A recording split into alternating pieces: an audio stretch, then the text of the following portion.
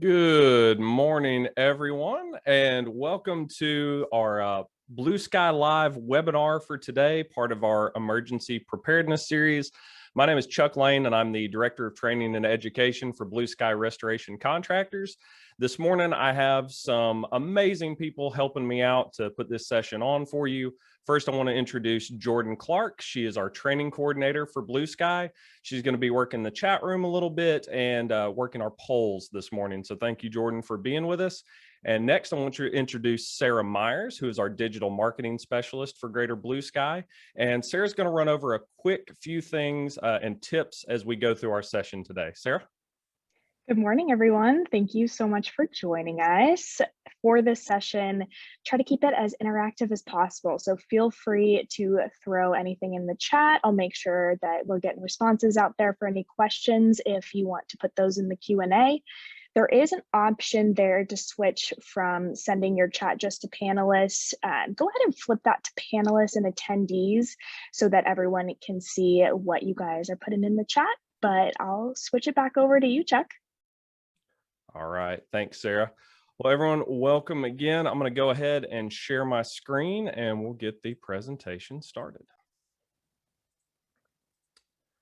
So our topic for today is disaster planning with your team. And what we're going to kind of really run over today is how you can take some of your internal things that you're already doing and enhance them by having some good communications with your team and external stakeholders.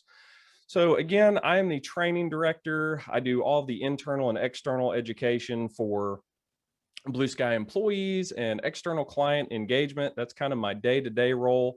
I've been instructing and teaching a variety of topics in different capacity for well over a decade and a half now. My big background that relates to this, though, is in emergency management. So for many years, I was a corporate emergency manager for a large healthcare organization here in the Memphis, Tennessee area, which is where I'm based out of.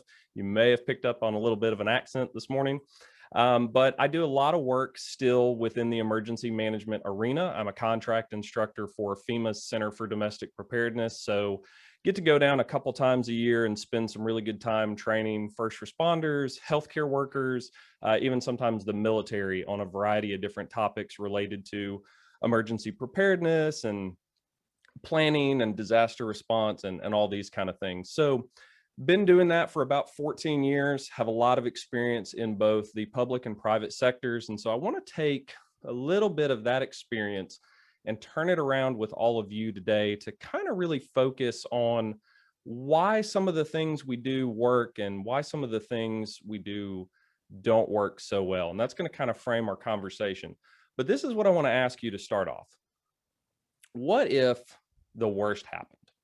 The worst event that you can think of, maybe to you personally, but even in your community, these are the things that we're going to kind of talk about today, is those big emergencies, those big disasters that happen, because we know from 2020, these events have become more and more common. They're getting, larger in scale. They're becoming more costly.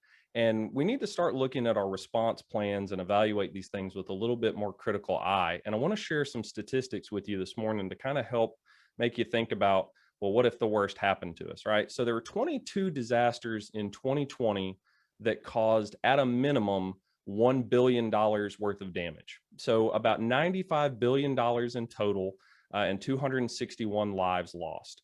Now, keep in mind, this does not even include the impacts of the COVID-19 pandemic, which estimates say is probably going to exceed total costs for all disasters in the past 20 years.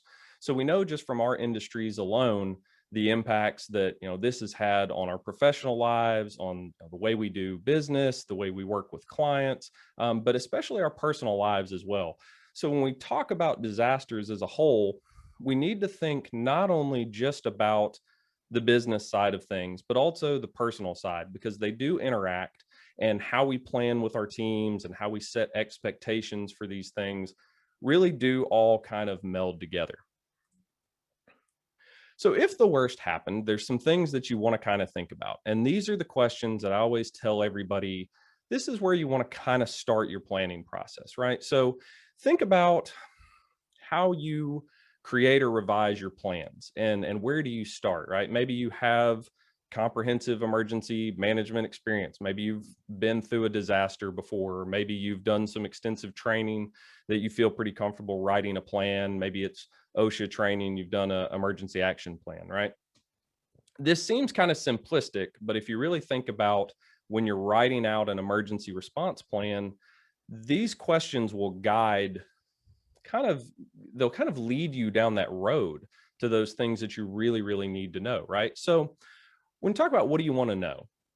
Well, maybe you want to know certain things about the disaster and what type of impacts that it would have on your business operations, maybe what kind of impacts it would have on the community as a whole. But you also need to know what skill do you need to know. And this can be very minute things like turning off the utilities at your property, right? To keep anything from getting any worse, right? When fires, water leaks, all these different issues. What skills are required to do that? What tools do you need? Does this require extensive training? Maybe it just requires knowing and understanding the locations that these things are located in. Need to also think about what info you want to have.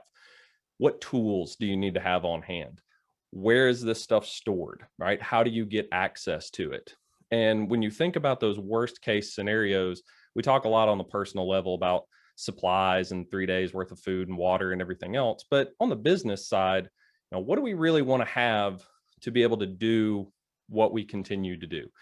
You talk a lot about communications, which that's one of their items on here. Who would you communicate with? When you're looking at communications as a whole, we're pretty plugged in on a day-to-day basis, right? We think about having cell phones and email, and well, this happens, I'll just call somebody or I'll just email somebody. Well, what if you can't communicate in the way that you're normally accustomed to? What's your backup? How are you going to get a hold of people that you really, really need to when something happens? When you think about what you want to be able to do, this kind of goes back to skills. What skills do you want to be able to perform? And this is different than just simply being aware of the skill. Because a lot of times we think about it, well, if this happened, I want to be able to do this. But are we really setting ourselves up for success to actually go out and perform the skill in the way that is meaningful and that actually is going to help us accomplish our goals in the middle of an event? And the last thing, when we talk about communication, that I do want to touch on, when you talk about who you want to contact and how you'll contact them, think about prior relationships. All right. So maybe these are personal relationships, maybe they're business and professional relationships. You've got external people that you want to call in for help or reach out to. Where's this information saved? Think a lot of times about bringing a new person on. We always think there's going to be time to train, time to catch people up to speed. But what if you got somebody that just started on Monday and the disaster event that you hoped would never happens tomorrow during their shift? Do they have contact lists of who they need to get in touch with if an event occurs at your property? Do they know what their expectations are of who they're even supposed to call? What authority do they have to reach out to people and say, hey, we need help? Now, obviously, in a normal emergency situation, calling 911, everybody's kind of empowered to do that. But what about calling a vendor out to help and assist with something? Do they know who you have relationships with? Do they know who you partner with? And these are important conversations that we should be having. So here's a chance for a little bit of engagement. And I'd like you all to just quickly throw out some answers into the chat room here. And I would like to see what your definitions are. So give me an example of an emergency and of a disaster. I want to see what your thoughts are on, what's an emergency to you versus what's a disaster maybe for your business or for your community. What are the kind of things that you're looking at? So I'm seeing some good ones come up. Emergency would be fire, active shooter, tornado, snowstorms, protests, earthquake, roof collapse. All right. Really good examples. Those are excellent coming in. Disaster, earthquake, tsunami. All right, so let's look at these for a minute while those are coming in, and those are great examples getting in the chat room. So emergencies are typically defined as those things that, we can probably handle maybe internally. We might need a little bit of additional support, but generally speaking, we kind of understand, hey, here's what we need to do. This is how we need to handle it. Limited resources, limited external support. And there's a lot of different varieties of this that, kind of layer it out, right? Disasters, on the other hand, are when we're overwhelmed. All right. We can no longer support this internally. We have depleting resources very quickly, and we're going to need some major external support, right? We can't call enough people in to get a handle on this, or we can't we just can't do it on our own, right? So we need some outside assistance. And the reason that it's important to think about these, and you'll see a lot of times where people talk about emergency action plans and they focus on, utility failures and fires and things like that. Even severe weather can be dramatically different, right? A severe thunderstorm may just be an emergency where we have some damage that we need to get on top of fairly quickly, as to where a large long track tornado, a hurricane, a wildfire, a blizzard, all these types of things generally can push us into disaster mode fairly quickly. So we're going to talk about a few different things today as we move through this. And the first one that I want to hit on is preparedness, and specifically the different levels of preparedness. And I love this quote by Benjamin Franklin because it really gets to that mindset of, if you fail to prepare for something, you're really preparing to fail, because you're not setting yourself up for success and being able to manage it. And we know this in our day-to-day lives with everything, right? If you're not trained for your role at work properly, you're probably not going to perform to expectations. And there's all these different levels that we really need to focus on. And the first one is preparedness. So why is it so important to prepare? What's the big deal with it anyway, right? Well, what we've kind of seen in the past is that people who are better prepared for emergencies and disasters tend to recover more quickly than those who aren't. So from a personal and business perspective, the more you put into preparedness on the front end, the more likely you are to react appropriately to an event, the more likely you are to, kind of step up to the plate, so to speak, and be able to go in and handle things the right way. And this lessens costs, lessens impacts on your employees, lessens impacts on your clients. Really just helps you get forward a little bit overall. And there's some interesting statistics on this, and we talk about this from a business perspective a lot, that after a major disaster, 1 in 4 businesses don't reopen, right? And I think after the pandemic and still dealing with all of this and seeing the hurricanes from 2020, wildfires, tornadoes, all these different events, you can kind of see why, if a business isn't set up to handle these things appropriately, why they could potentially fail and why they could never reopen. It may just no longer make financial sense to reopen the business. Here's another one that I think is really interesting. This came from FEMA while I was doing some research the other day. 98% of people in the United States acknowledge that there's a risk of a disaster in their community, but only 68% have taken any steps towards preparedness. And these are what those steps look like. All right. So 81% have done something to at least gather some supplies, but only 29% have attended any meetings or trainings about preparedness. Less than 56% of people in the workplace participate in emergency drills, and only 48% of businesses and families have an emergency plan. And that's kind of interesting, right? Because if 98% of people are acknowledging that there's a problem or there's a risk, but only half of us are making any type of planning steps towards it. So these are some things that we really want to try to drive and get prepared for. So I think this is a good time, Jordan, if you want to throw up our first poll. I would like to ask this question to the group about personal preparedness.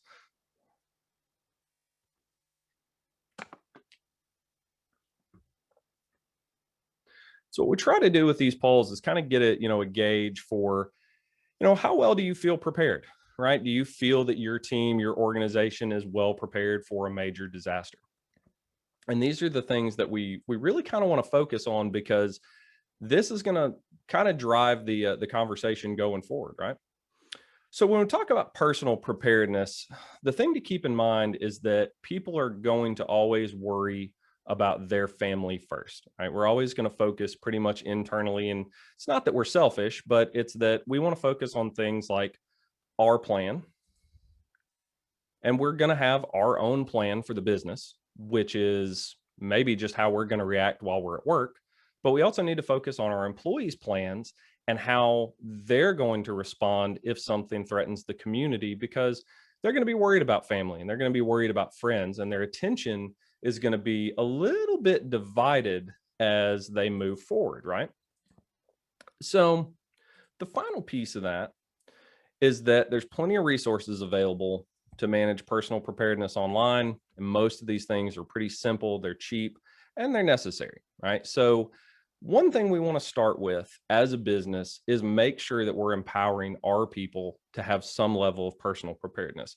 And this is really kind of enforcing a mindset in general, right? And go to something as simple as, making sure people feel empowered to have a home plan with their family so that if something happens at work, now that their mind is in a little bit better space, right? Because they know, well, hey, my family has, plans in place, they know what to do. And the concern with this that's actually shown in a lot of studies where people worry about their families is historically there's been studies shown that more than 50% of people in the United States didn't know what would happen with their children if a school was evacuated. They didn't know where they would take them or what would happen. So if you think about, we're having organizational preparedness in place and we're talking about all these things, but our personal preparedness isn't in line, it's going to cause us some issues and problems. So let's talk about departmental preparedness. And this is where we start to move to the business side, right? This is where team building begins. This is where that foundation for that correct response is really, really created. And once you have your plans and processes in place, once you begin working at the department level, you can kind of start to train and the rest of this will follow. So something to keep in mind with this is that direct supervisors are champions for your programs. All right. So whoever is in charge of, an office, a branch, a property, different department, whatever the case is, these are the people that kind of start to really guide this and develop what we'll talk about later, which is a culture of preparedness. Right. And so we want them to explain the why. Why is this important?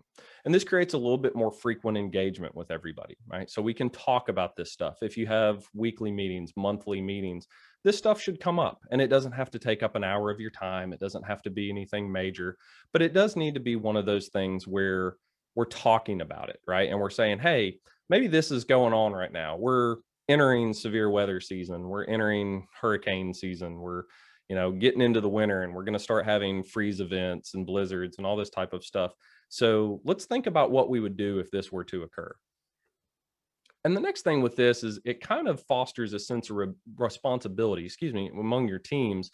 And you can start to look at the roles of each department, right? So, what does the maintenance team do specifically if there's an event? And have they been trained to do this? Do they understand what their responsibilities are and what they're expected to do if this type of event occurs? Now, who communicates with your residents and tenants if there is some sort of risk? I always go back to thinking about being on the coast with a hurricane coming in and getting communications from property managers and saying, hey, here's what's going on. Here's what, looks like it's going to happen. If occurs, here's the things we want you to know. All right. So these are important things to consider for a communication piece. Also think about, from your own standpoint, think about the need to evacuate a property versus sheltering in place. Right. So think about maybe what is around you in the community and what risks there are, and when might you need to leave very rapidly, and then when might it be the best to just stay where you are, hunker down, and kind of wait for more information from local authorities. So these are things to consider in your planning as well.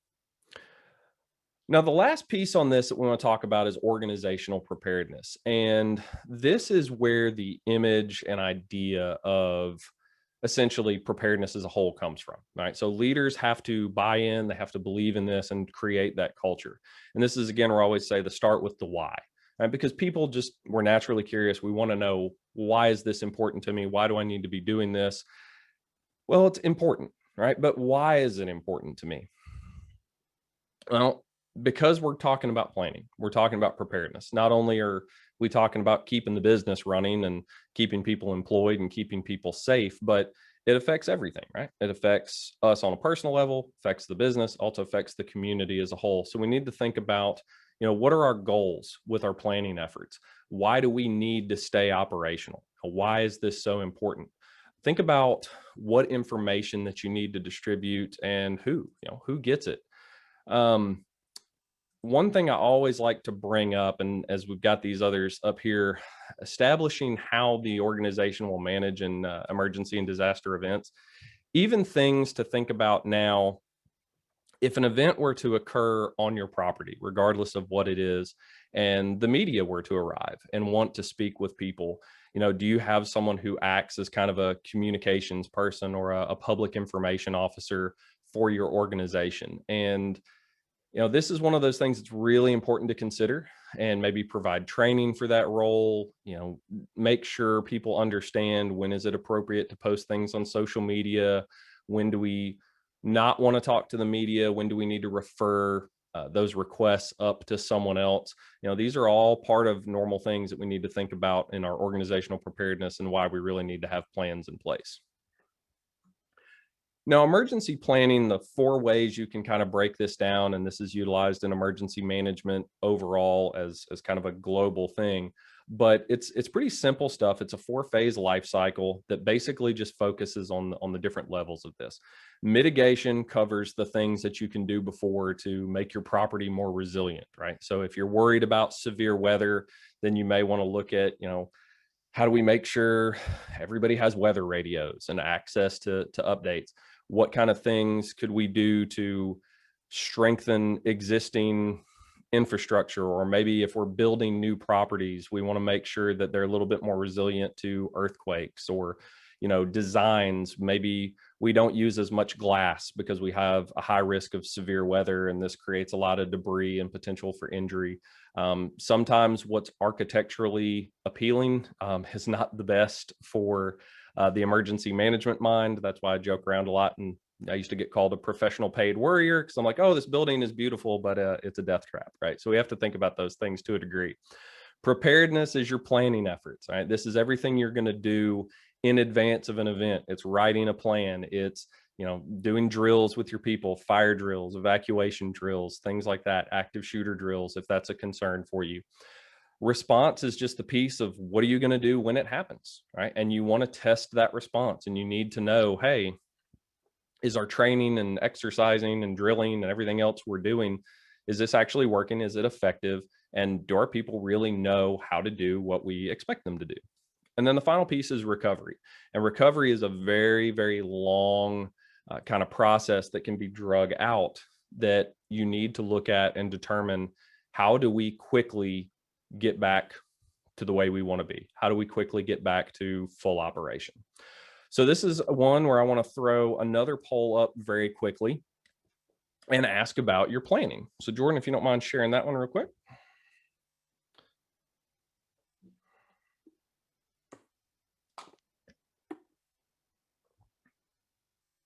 These are always helpful for water breaks. All right, so as you all are completing that poll, I'm going to jump over to this, and let's talk about emergency planning. Let's talk about the actual plan. What do we have in place? What have we written? And the first thing we need to look at is the purpose of the plan. All right, so why do we even have this thing in the first place? What purpose does it serve? Well, the whole goal of it should be to guide what we're going to do before, during, and after any type of emergency or disaster event. And then we need to think about what triggers this plan. Right? So if we think about a tornado hitting, and we need to secure the property, we need to make sure people are safe, and we need to put out some communications, and we need to get assistance in to help make sure things get back to normal as quickly as possible. That would be a trigger. Right? So any event, and those are going to be lined out as what triggers the activation of our plan.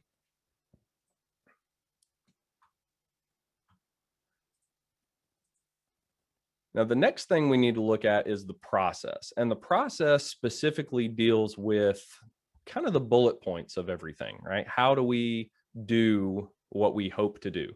Now, we have the trigger for the plan. So when do we do this? When do we put it in place? And then where does this happen? Okay. Where on the property do we go to find these supplies? Where do we go to shut off utilities? Where do we work that's kind of in our scope, right? These are things we need to think about too, because there may be some things that are not under our control, not under our purview, right? And so we need to focus just on where we work and where we operate. How do we do these things? And this is one where I'm big advocate of bullet points, and you'll hear me say that a few times as we go through this. Bullet points are extremely important to keep things simple and tell people, hey, here's what you've been trained on, here's how we do it, here's how we want you to operate. And the last thing to focus on is the people. Who does this, right? Who is responsible for this? And how do we actually perform what we're supposed to do? And do people know their expectations? So Sarah, before I move on, do we have any questions anywhere? Yes, I do have one question here in chat that I think will be important. In regard to, I know you mentioned subject matter experts that can be used to prepare the team. Who exactly would that be, and what is the best way to get a hold of someone like that?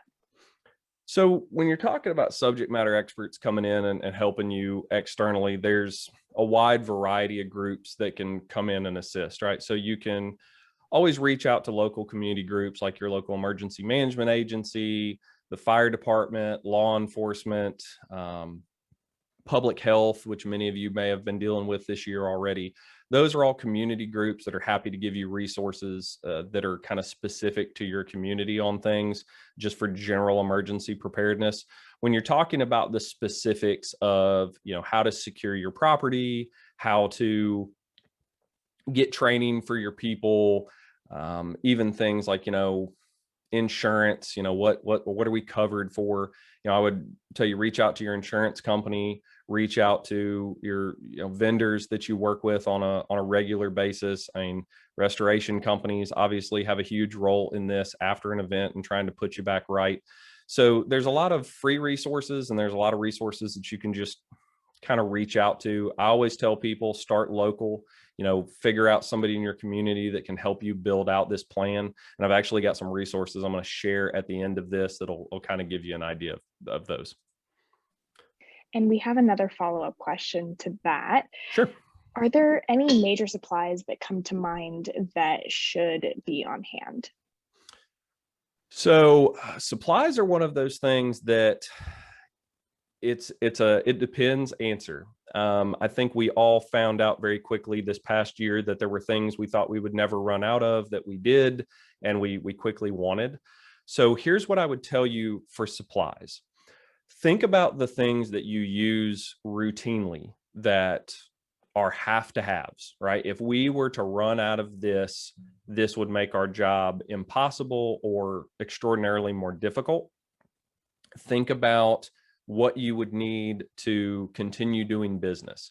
So I'll give you an example of, you can go too far the other way, right? So emergency kits for the office, flashlights are good. Some basic things like, I used to keep snacks in my desk, and that sounds silly to some people, but I worked in a high rise downtown in a potential earthquake prone area.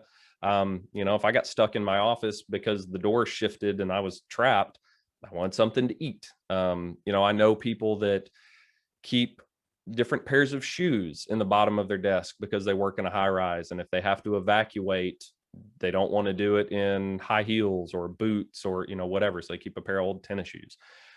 Supplies can be both personal and professional. So think about what you really need to do. I would tell you, especially for your maintenance teams, there may be things that they need.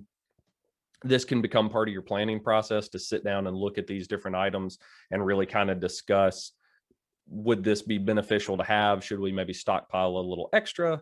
Or, can we get by without this? Those are the things to consider there. So I'm going to kind of put all these bullet points up real quick. I'm not going to spend a lot of time on this, but there is something that I think is very important to understand about emergency action plans. And I like to talk about this because not everybody is required by OSHA to have an EAP or an emergency action plan or an emergency operations plan.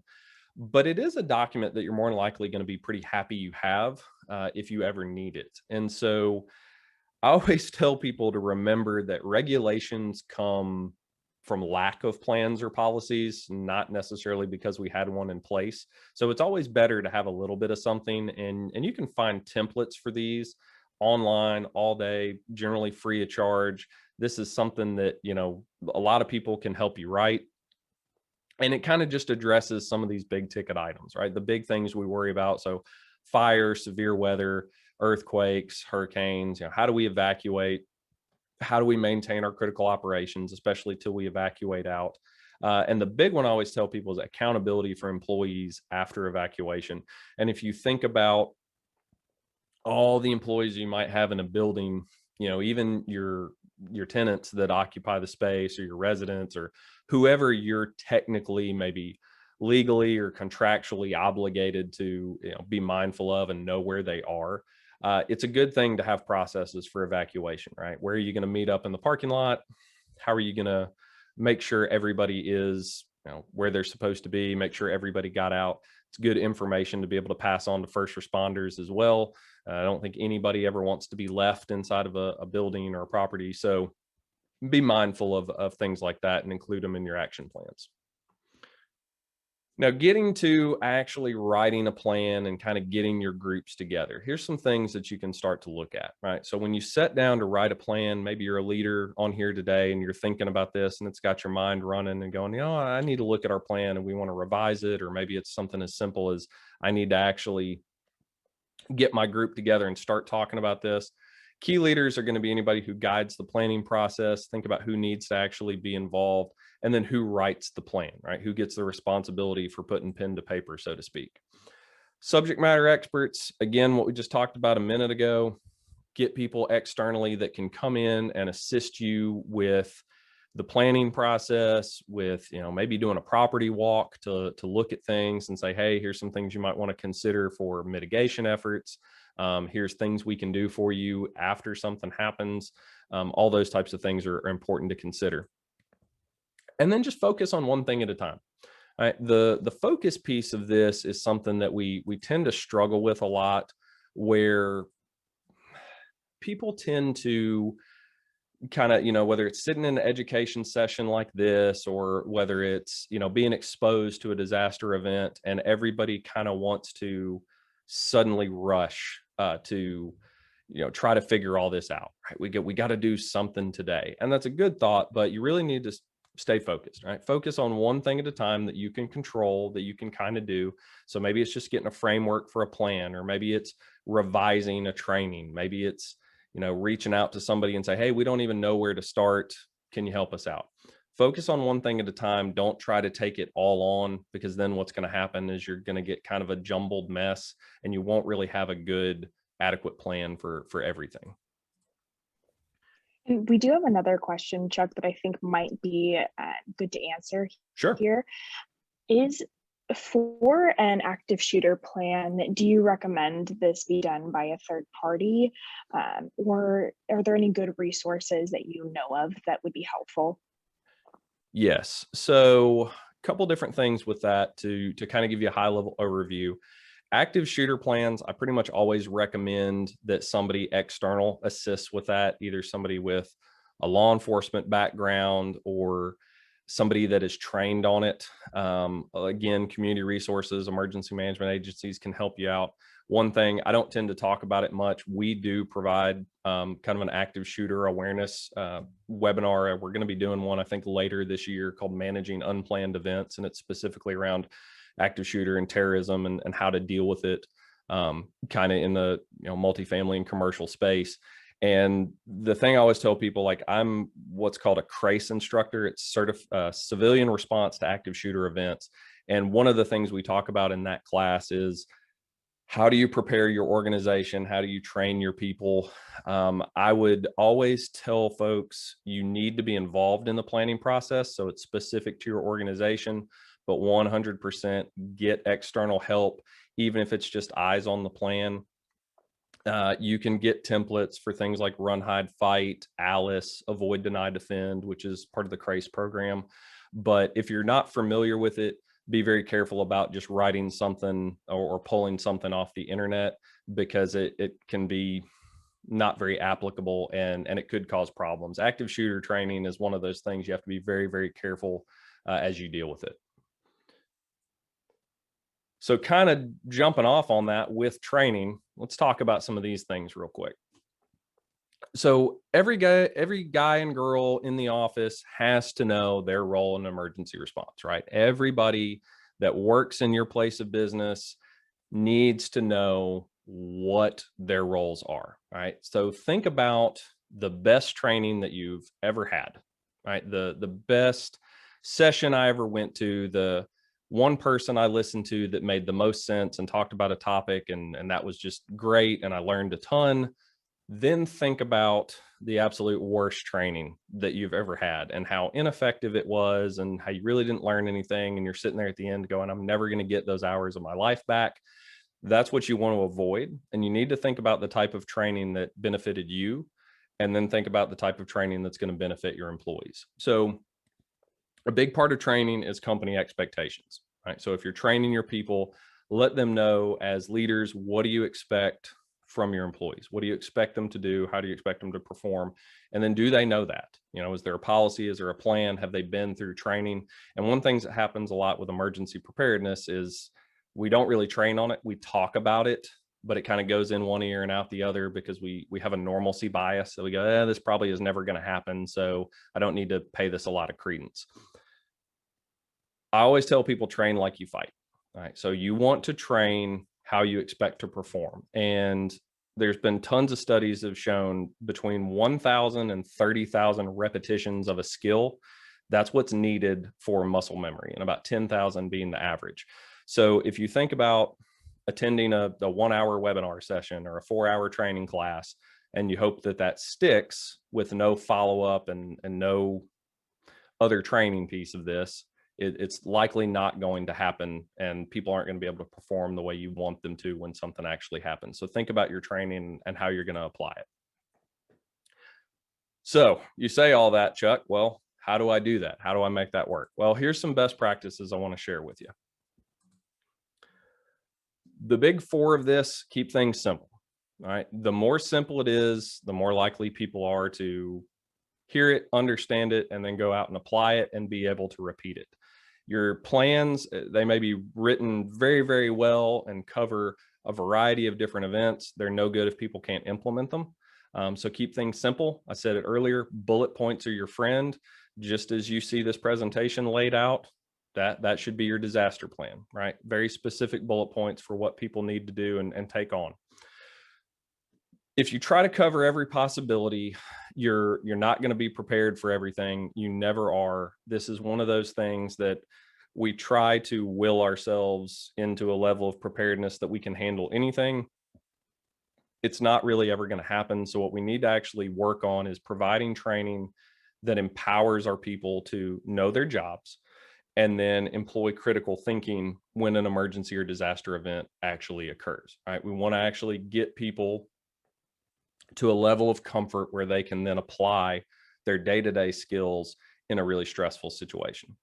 Focus on critical information in your training. This is key information that you want people to know. I always say that it really should cover the big three. All right. The big three is life safety. So people first, take care of everybody that you're responsible for taking care of. Property protection, keep things from getting any worse, keep situations from deteriorating.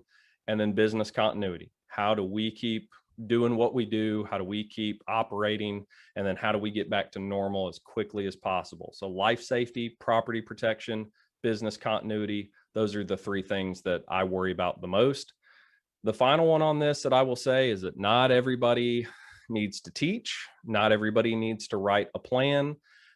Just because of their title or their position or years with the company doesn't make them the best suited. I know sometimes that's an ego thing and it's a hard pill to swallow, but we need to make sure that the people involved in this, that they actually care, right? That they want to write the plan, that they want to train on this. So be very careful of kind of, putting somebody in a voluntold situation where now it's like, hey, we need to do this. We were talking about emergency preparedness. Now go salute and execute.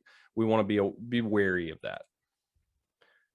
So I just like sharing this quote because I think it has always driven home to me the idea that, you know, we have these events that occur and we think if it happens, I'll be ready to do it. I'll be prepared to handle it to the best of my ability. And, you know, the idea of this simply is that the body will not go, cannot go where the mind has not been.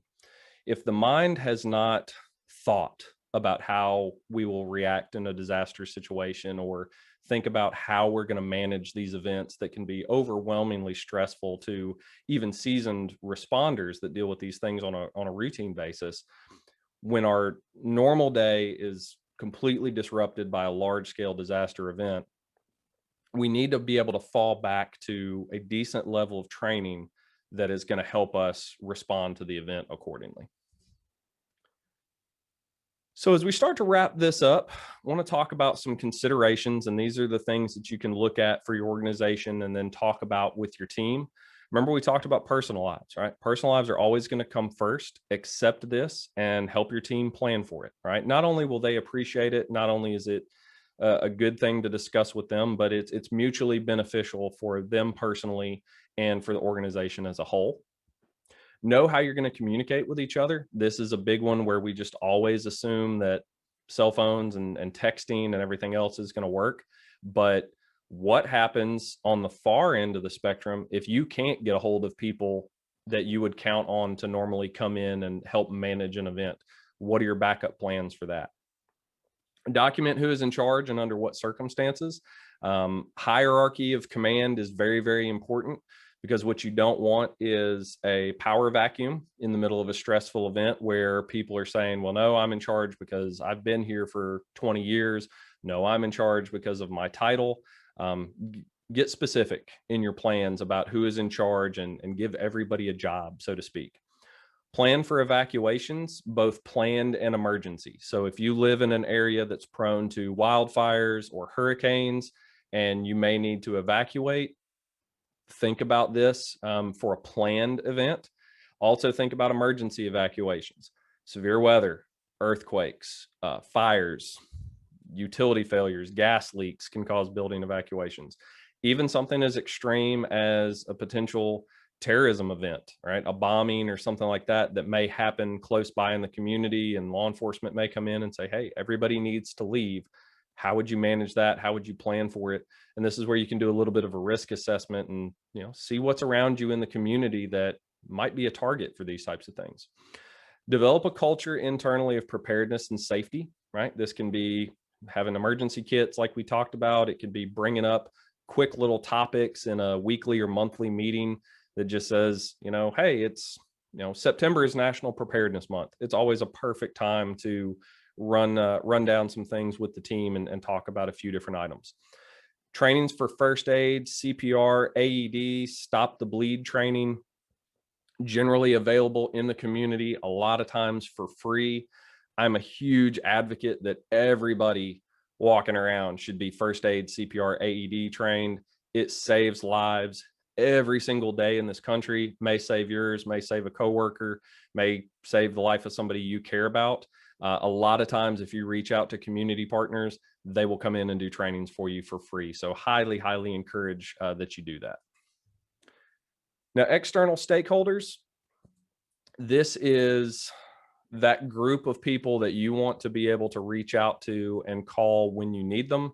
It's a lot of different groups. This can be community groups, but a lot of times, especially in our industries, it's private vendors that can come in and assist you with things. Build those relationships beforehand. I always tell people, you know, think about Ghostbusters, right? Who are you going to call? You need to have an answer to that question, right? And ideally, you should have a phone number, a name, and a personal relationship already built with that who you're going to call person, right? So you need to know when you've reached your threshold, when you need that outside assistance, and have somebody come in to help you get back to normal. So I'm not going to read this whole quote. We'll talk in a minute. I'm happy to share these slides and it's here, but Brock Long was the former administrator of FEMA. And while he was in office, he talked a lot about a culture of preparedness and being prepared, and how we need to kind of get back to a form of self-reliance and community reliance, and how we need to just kind of build up and make our personal selves, but also our organizations a little bit stronger and more resilient. And that's what I would kind of encourage you all to do with this. And these are my immediate actions that I would tell you when you leave here today and you start having these conversations with your teams. Think about what you can do, right? Set a preliminary meeting, put something on the calendar. We want to talk about this. We want to, review our emergency action plans. Think about a time frame for reviewing your existing policies and plans. Is it annually? Is it biannually? How often do you want to look at this stuff? How often do things change? But then begin tracking changes and implementations, right? Maybe you want to start doing some training. Maybe you want to completely rewrite your plan and you're going to do it in stages, and develop a little tracker, do a Gantt chart and start talking about these things, and say, okay, this week Chuck is going to do this, and next week Sarah is going to go get information on this, and then Jordan's going to go get information on this, right? So look at those things and see how you can start moving your program along. So I'm going to throw up one final poll. Jordan, if you will share this real quick, I want to see which of these three immediate actions are most appealing to you today. What are the things that you think you can go back and implement fairly quickly?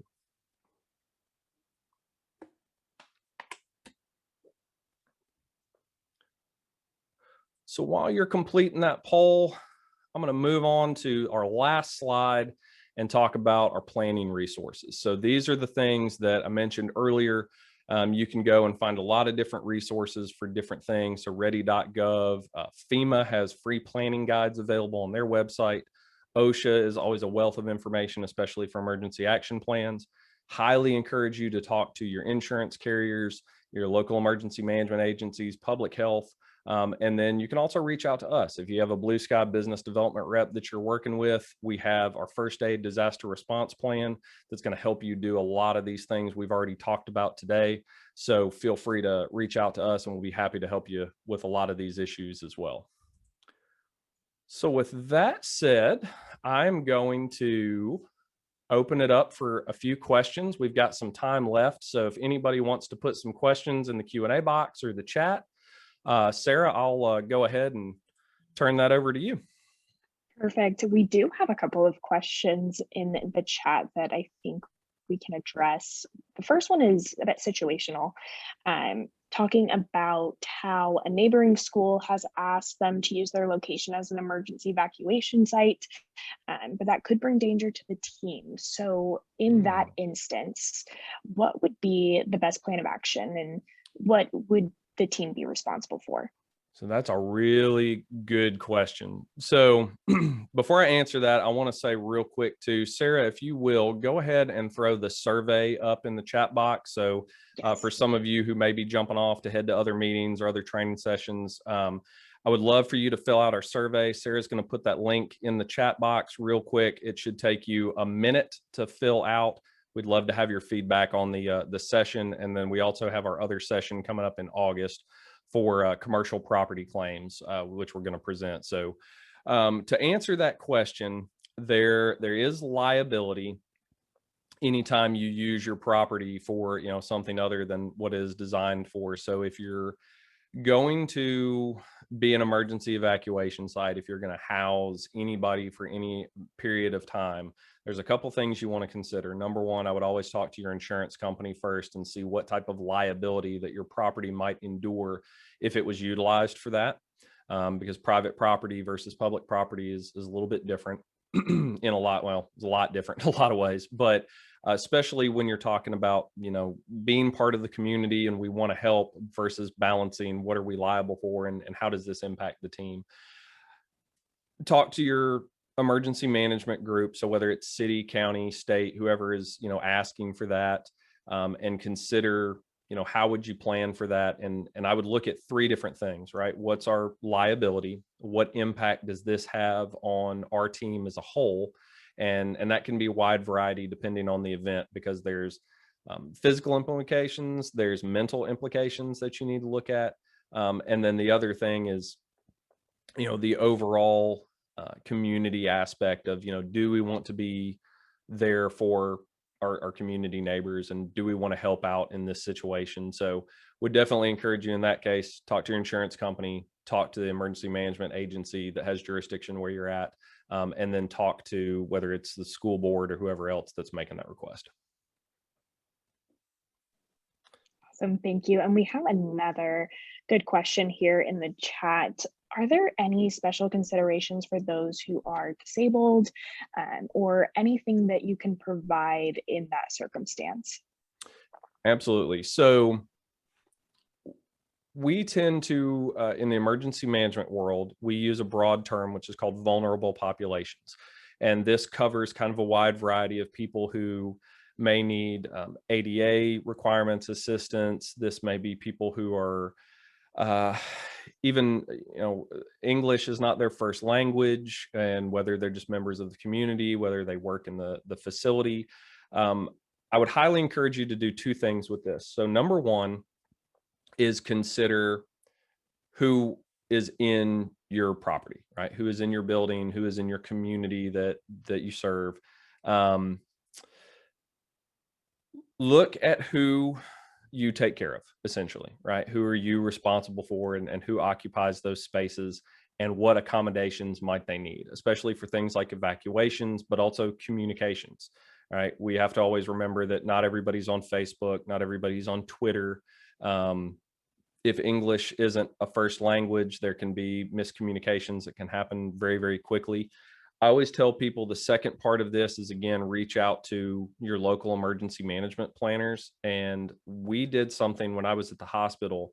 We had a vulnerable populations risk assessment, and this was done community wide to actually see, who was in the community, what type of things did we need to consider from a response standpoint.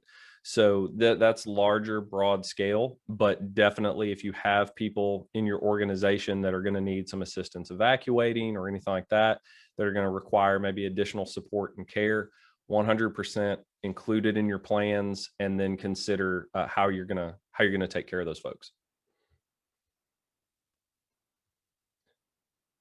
All right. Sarah, I think we got time for maybe one more if we got any. All right. I don't think we have anything else here in the chat, but if there's any questions, go ahead and send them through right now. But other than that, I think you've answered everything. All right, perfect. Well, everyone, I thank you very, very much for joining us today. I always tell people your most precious commodity is your time. So hopefully we've used about an hour of yours very, very well. Thank you for joining us. We hope to see you again in August. And in the meantime, if there's anything we can do for you, feel free to reach out. Your business development manager that you're working with can get you the slide deck. This session has been recorded, so we can send it out to you, and you can feel free to share that with your teams, or just review it at a different time. So that said, thank you all very much. Have a great rest of your week and stay safe.